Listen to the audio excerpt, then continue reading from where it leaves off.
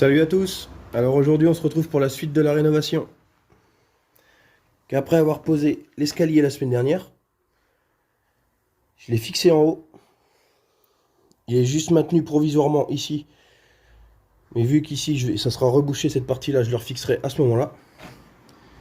Mais en tout cas, il est opérationnel. Permet d'avoir un accès moins dangereux à l'étage.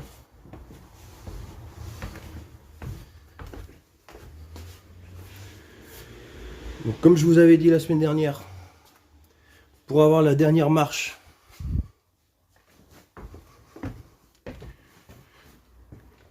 ici égale aux autres, j'ai été obligé de le remonter. Donc je l'ai calé provisoirement pour le moment. Et par la suite, il va falloir que je recrée une marche ici.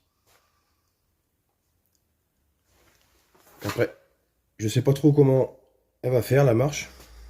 Mais ça sera au moment de la finition. Et donc pour aujourd'hui, on continue à démonter. Et aujourd'hui, on va s'attaquer à ce parquet. Donc ça, c'était une ancienne chambre. Et par la suite, ça sera la cuisine.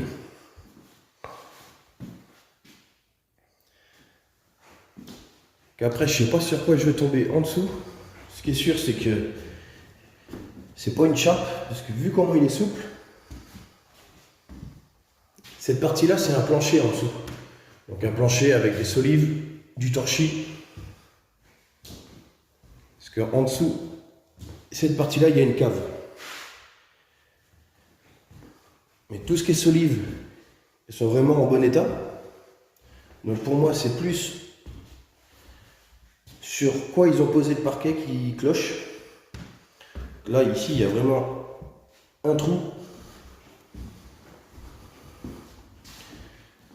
Là aussi, il y a vraiment des points mous. Donc l'idée, c'est de démonter le parquet dans toute cette pièce.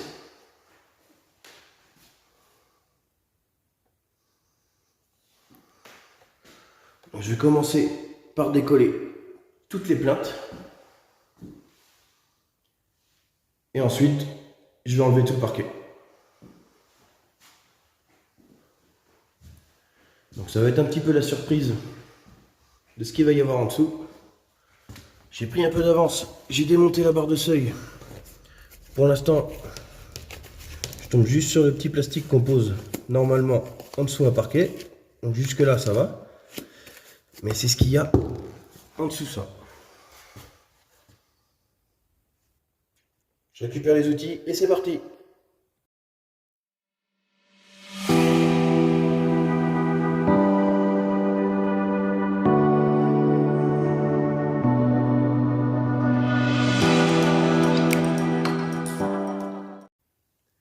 Bon ben voilà, toutes les plaintes sont décollées. Franchement, ça tenait pas bien dur. Maintenant, je m'attaque au parquet. Donc l'idée, c'est de partir d'ici, tout démonter, pour pouvoir tout stocker dans ce coin-là, avant que ça parte à la déchetterie. Et je vais voir sur quoi je vais tomber. Allez, c'est parti.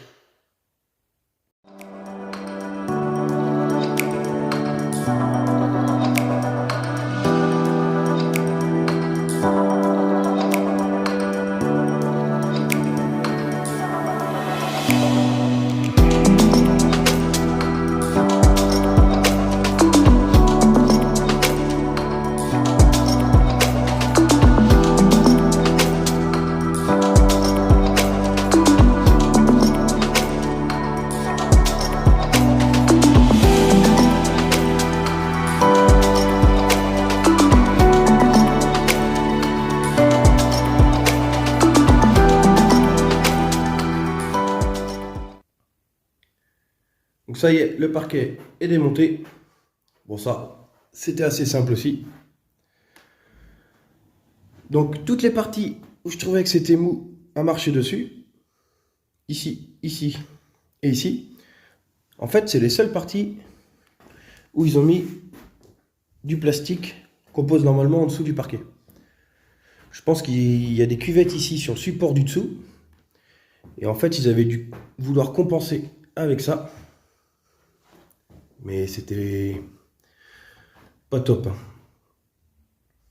Qu'après, en dessous ce plastique, je tombe sur quelque chose qui fait à peu près 1 cm d'épaisseur. C'est assez souple. C'est souple, mais en même temps compact quand on appuie dessus. Je connais pas le nom de ce produit. Donc j'ai ça sur toute la surface de la pièce. Donc j'enlève et on va voir sur quoi on tombe en dessous. Allez, c'est parti.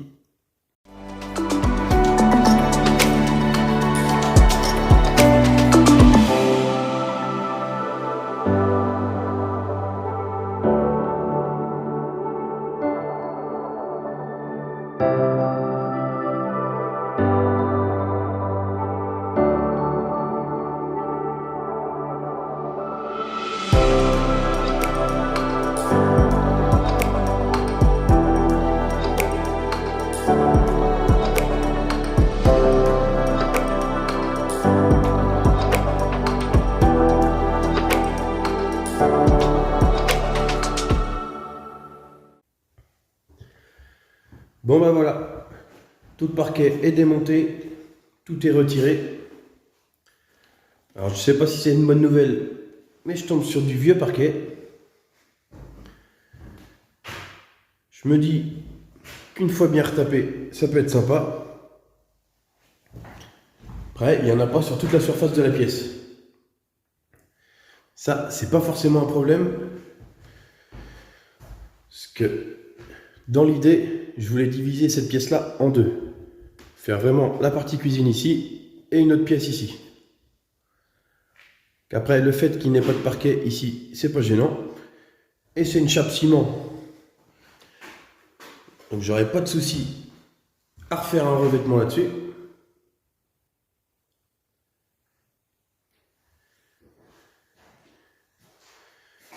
Sinon, en ce qui concerne le parquet, il est plutôt en bon état.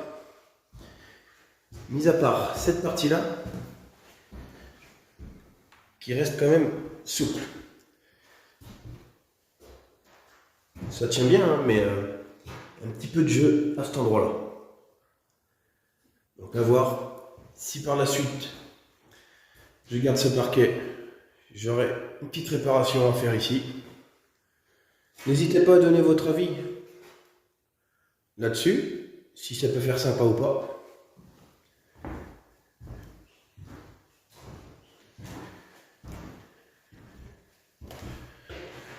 Donc après ce démontage, je vous dis à la semaine prochaine. Abonnez-vous à ma chaîne si ça vous dit. Allez, salut!